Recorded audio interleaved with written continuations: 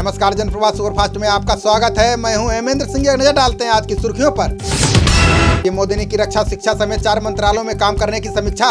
का देश में तैयार करें रक्षा उपकरण, तकनीकी संस्थानों की ले मदद।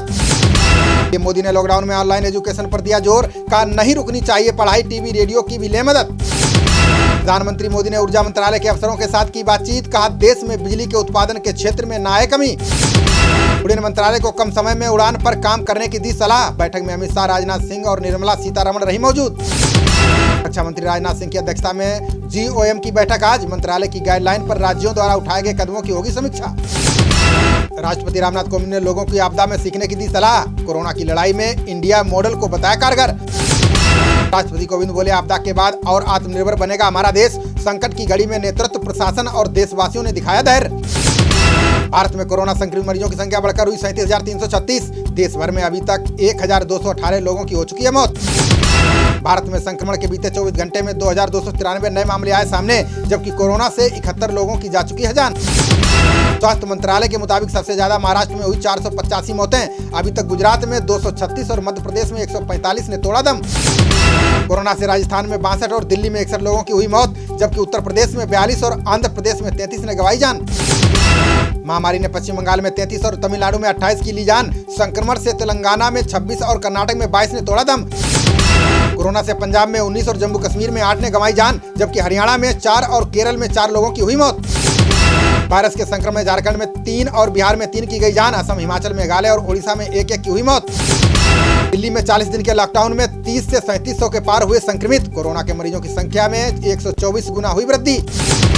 1984 भोपाल गैस कांड में बचे 13 लोगों की कोरोना से हुई मौत, जबकि राजधानी में महामारी से अब तक 15 की गई जानें। दुनिया भर में कोरोना संक्रमितों का आंकड़ा 34 लाख के पार पहुंचा। मृतकों की संख्या बढ़कर 2,39,000 से हुई ज्यादा। सुपर पावर अमेरिका में और गहराया कोरोना महामारी का संकट। संक्रमण से पिछले 24 घंटे में 1883 लोगों की हुई मौत। अमेरिका में संक्रमण के सबसे ज्यादा 11,31,000 केस, जबकि कोरोना से 65,766 लोगों की जा चुकी है जान। अमेरिका में कोरोना के बढ़ते मामलों पर राष्ट्रपति ट्रंप ने जताई चिंता। का संक्रमण से कम 1 लाख लोगों की जा सकती है जान। अमेरिका के बाद कोरोना से सबसे ज्यादा इटली में हुई 28,000 मौतें, जबकि यहाँ 2,07,000 लोग संक्रमण के शिकार। ब्रिटेन में कोरोना से अभी तक 27,510 लोगों की हो चुकी है मौत, जबकि 1,77,454 संक्रमित मरीज आ चुके हैं सामने। स्पेन में कोविड-19 से 24,824 लोगों की जा चुकी है जान।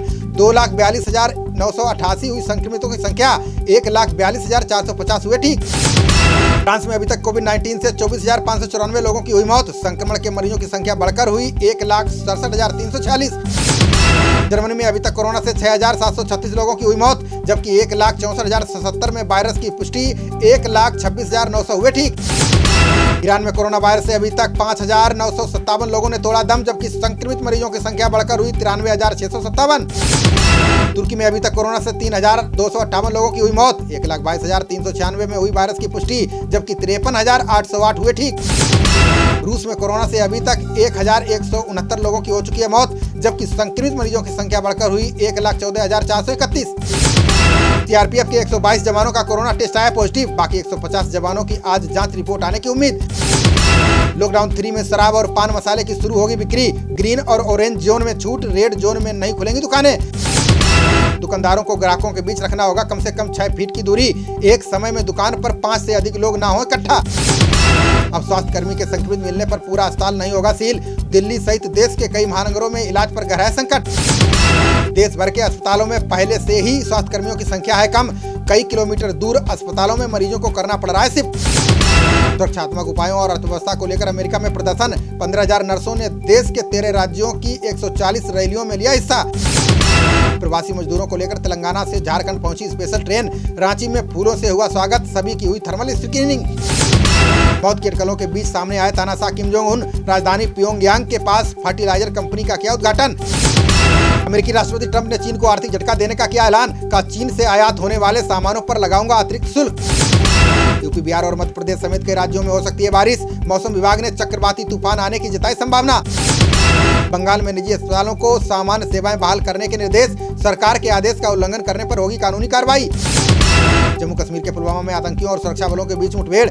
इलाके में 2 से 3 आतंकियों के छिपे होने की आशंका। कश्मीर में पाकिस्तानी सेना की गोलीबारी में घायल 2 जवान शहीद। शुक्रवार को 2 लड़कियां और 3 सैनिक हो गए थे जख्मी। कोरोना के खिलाफ जंग में समुद्री जहाजों ने दिखाई एकजुटता। दुनिया भर के जहाजों ने हॉर्न बजाकर कर्मियों का बढ़ाया उत्साह। महाराष्ट्र के सिंचाई घोटाले में ईडी ने नागपुर में दाखिल की रिपोर्ट। भ्रष्टाचार निरोधक ब्यूरो ने अजित पवार को दी थी क्लीन चिट। दिल्ली दंगों से जुड़े मामले में पुलिस ने दाखिल की पहली चार्जशीट। शाहरुख समेत कई अन्य को दंगा कराने का माना जिम्मेदार। सीएम योगी ने यूपी के ग्राम प्रधानों के लिए जारी किया निर्देश का गांव में आने वाले मजदूरों की पुलिस को दे सूचना।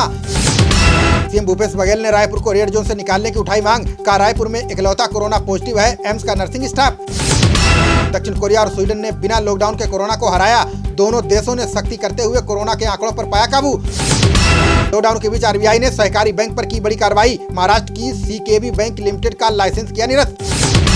आरबीआई की कार्रवाई से 1.25 लाख खाता धारकों को लगा झटका। बैंक का लाइसेंस रद्द होने से 485 करोड़ की एफडी अदर में लटकी। ग्रेटर नोएडा पुलिस ने रोजा इफ्तार पार्टी के आयोजकों को किया गिरफ्तार। पप्पू और मौसम ने चौथैया पट्टी की जामा मस्जिद पर की थी पार्टी। खबरों का सिलसिला जारी रहेगा, देखते रहिए जनप्रवाद। नमस्कार।